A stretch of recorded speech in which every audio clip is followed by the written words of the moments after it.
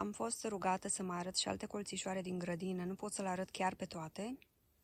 Aici avem un zucchini și ceva roșii. Zic eu, se descurcă foarte bine și sunt bucuroasă de evoluția lor. Ceva varză în spate, gălbenele, cosmos, acolo și mușețel și câteva verzișoare în spate. Tot așa m-a întrebat cineva, arată varza, să vedem cum arată, dacă nu este mâncată de fluturi. Mai este, deci mai sunt, au fost părți care au fost mâncate, dar au început să se formeze și sunt bucuroasă de ele. Fenicul pentru polinizator, dar și pentru protecția plantelor. Aici o roșie mai prăpădită, a fost ruptă la o furtună și a rămas așa, dar tot a făcut, până acum am mâncat câteva roșiuțe de la ea, alte roșioare în formare și altele aici. Nu uitați că vorbim despre grădina fără săpare. Ce vedeți la bază nu este burian, este rucola și acolo avem cebare și cred că, da, vreo 2-3 burieni. Dar dacă ar fi să analizăm, ca și burieni, nici nu știu dacă sunt. Încerc să le identific. Hai să vedem unde. Acolo, uitați, câteva. Deci gândiți-vă că aici, aceste burieni au fost tăiate cu foarfeca, cu forfecuța. Cineva mi-a spus, de altă treabă, n-ai de făcut, nu poți să le smulgi. De ce să le smulg? Am încercat în alte zone, am smuls și au ieșit mai multe. Când le-am tăiat cu forfecuța fix de la bază, de sub aceste plante uscate, fiindcă am zis că eu folosesc grădina fără săpare, unde un termen, nu prea îmi place acest termen, mulcire, adică mulcesc cu, uitați și acolo niște ierburi, mulcesc cu iarbă uscată sau iarbă ruptă, adică pun la baza plantelor anuale, legumelor și copacilor fructiferi și arbuștilor fructiferi, zmeuri, coacăzi roșii, coacăzi albi, coacăzi negri și altele din categoria aronia și altele din categoria fructe de pădure, pun această bază de plante uscate și, cum am spus, toate buruienile de pe lângă ele nu le smulg.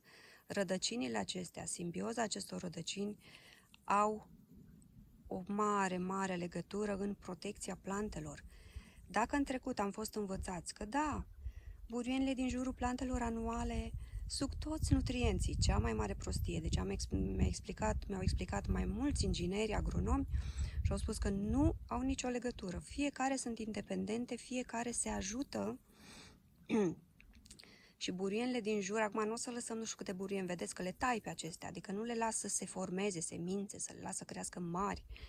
În momentul în care ele sunt doar tăiate cu forfecuța, de ce cu forfecuța? Fiindcă sunt foarte puține, uitați acolo 2-3 în spate, rădăcinile rămân în pământ și totul este foarte bine, adică se ajută una pe alta. Da, vedeți în spate acolo o varză care a mai fost ciuruită de câțiva, dar nu mulți. Adică am găsit un viermișor, doi sau un fluture sau doi am văzut pe aceste verze, dar nu s-a întâmplat nimic, adică nu le-au distrus complet.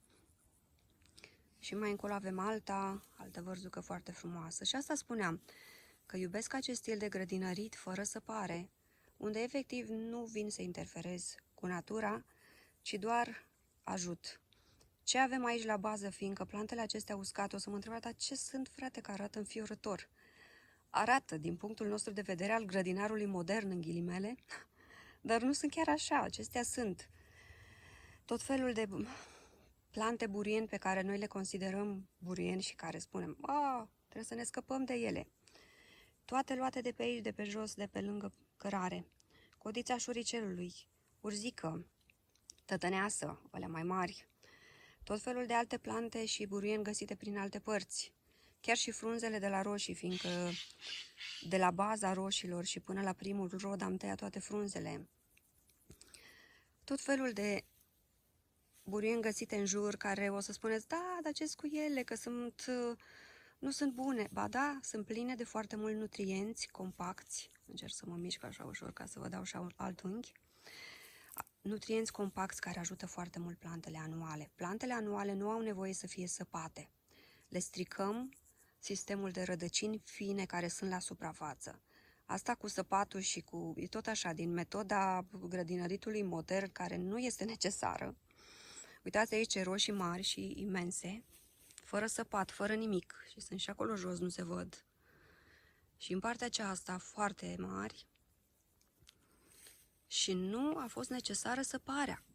Am păstrat, am adus plante bogate în nutrienți, cum ar fi urzica tătăneasa, coada calului puteți adăuga, codița șoricelului, chiar și frunzele de la zucchini sau de la dovlecelul de vară pe care le-am tăiat, fiindcă v-am spus că eu le tai până la primele flori, le tai complet. Tot ce am considerat eu că este de folos pentru aceste plante anuale le-am adus. Încerc să mă mișc ca să vă mai arăt și alt unghi. Uitați ce frumoasă varză, un stâlp aici. Uitați, plină de rod și varza aceasta foarte frumoasă. Și da, în alte zone, vă mai arăt acum un pat ridicat, fiindcă am fost întrebată, cum ai pus acest pat? Este o ramă veche de la o ușă și am pus-o efectiv pe pământ, după care, să vi-l și arăt, încerc să vă arăt așa ușor, uitați cum arată, după care am pus un strat gros de plante, tot așa burie rupte de pe aici colo. Puteți pune coceni, puteți pune, eu nu mai folosesc cartoane, fiindcă sunt pline de tot felul de dezinfectanți și tot felul de substanțe care nu sunt tocmai prietenoase pentru sănătate și n-am mai folosit. După care am pus un strat de pământ de cârtițe, adunat de pe la cârtițe, și deci asta a fost efectiv pe iarbă. Nici măcar iarba nu a fost tăiată de dinainte, plină cu semințe din anii anteriori, nimic. Alții cosesc iarba înainte, spun, măi, să fie scosit, să fie organizat. Eu n-am făcut asta și uitați cât de bine arată. Adică nu au fost năpădite de iarbă, nu au fost săpate, nu au fost pământul în sine săpat. Dacă dați acest strat de iarbă uscată, pământul este foarte afânat de desubt. Încerc acum să vă arăt și alt pat, următorul. Uitați acolo, și acolo avem roșii și crăițe, din nou fenicul, puțin cam aglomerate și alte crăițe care urmează să înflorească și ceva porumb care a dat și merge foarte bine. Cred eu că l-am plantat un pic cam des, dar am înțeles că așa este nevoie ca să cadă de la floarea de sus pe știuletele format, că altfel nu se formează știuletele cum trebuie. Trebuie polenizate între ele. Bun, deci cam așa, din grădina fără săpare, efectiv nu sap nimic decât ud și adaug săptămânal strat nou de iarbă, care se compactează, vedeți? Nu, o să spuneți, păi n-ai patul prea înalt. Dar nu este înalt, să știți. Uitați cât de micuță este rama. E super micuță. Nu știu ce cu el se tot întunecă. Nu este nevoie, fiindcă să vă gândiți la lucrul acesta, că vai, adaug prea multă iarbă și o să fie... Îmi cer scuze, dar nu mai văd din cauza soarelui și nu mai știu ce filmează aici. Dar cam așa.